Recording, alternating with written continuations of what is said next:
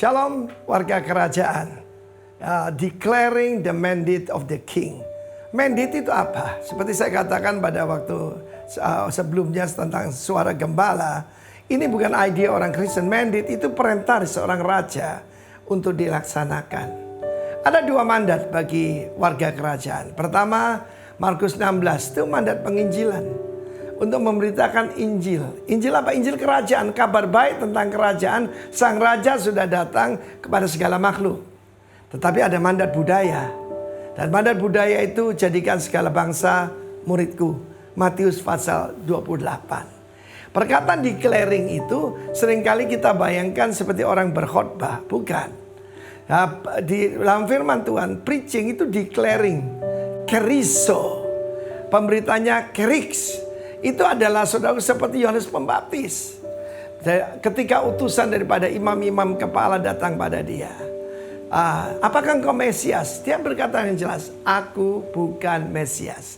Jadi kalau ada orang mengaku-ngaku dia adalah sang Mesias, Kristus yang telah datang atau penggantinya, jangan percaya saudaraku.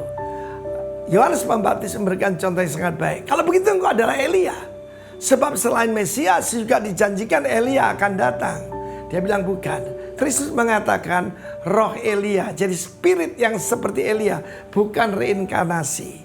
Apakah engkau nabi yang akan datang? Itu Ulangan 18. Seperti yang dikatakan oleh Nabi Musa. Seorang dari saudaraku, saudaramu. Ya, sama seperti aku. Dialah yang harus kamu dengarkan. Saudaraku dia bilang bukan. Jadi kamu siapa? Ini penting kalau saudara tahu your identity, hidupmu akan berkemenangan. Karena itu dia tidak pernah gentar. Menghadapi tentara Romawi dia berkata, jangan memeras, cukupkan dengan gajimu. Dan dia berkata pada ahli-ahli agama orang-orang Farisi, ular biludak, siapa mengira bahwa kamu bisa meliputkan diri dari hukuman akan datang? Kapak telah sedia di akar pohon. Non-compromise saudaraku. Luar biasa. Dan hidupnya menunjuk pada Kristus. Inilah anak domba Allah yang akan mengangkut dosa seisi dunia. Dia begitu berani. Dia berkata kepada Herodes, tidak benar yang kamu lakukan ini. Kamu mengambil istri dari saudaramu.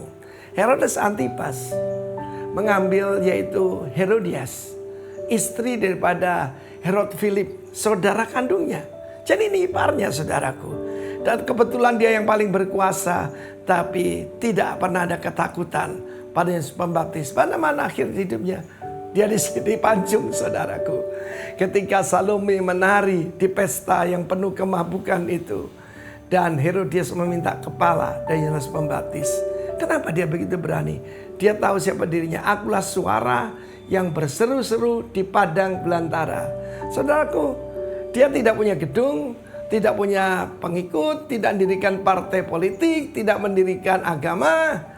Dia berkata, akulah suara yang berseru-seru di padang belantara. Luruskan jalan bagi Tuhan. Seorang pemberita, seorang yang membawa mandat, itu berjalan di depan daripada raja. Dan membuat pernyataan, luruskan jalan bagi Tuhan. Setiap warga kerajaan, luruskan jalan bagi Tuhan. Setiap bukit akan direndahkan. Setiap lembah akan ditimbun. Semua yang berkelok-kelok akan diluruskan. Dan semua yang kasar akan diratakan, dihaluskan. Saya tahu saya perlu diluruskan, dihaluskan menjelang kedatangan Tuhan Yesus. Orang yang menantikan sang raja dan melayani sang raja tidak akan takut pada ancaman dunia ini. Dan hidupnya akan lurus. Dan Yesus berkata tentang Yohanes Pembaptis, dari yang dilahirkan wanita, there's none greater than John the Baptist. Apa yang kamu lihat di padang gurun? Ya, apa yang kamu lihat? Orang yang berpakaian halus ada di istana raja. Tetapi tentang dialah yang pembawa berita daripadaku. Dia seorang keriks. Dia seorang membuat deklarasi, proklamasi. Inilah anak domba Allah. Tuhan memberkati kita semua jadi pembawa berita dan membawa mandat daripada sang raja. God bless you, warga kerajaan. Amin.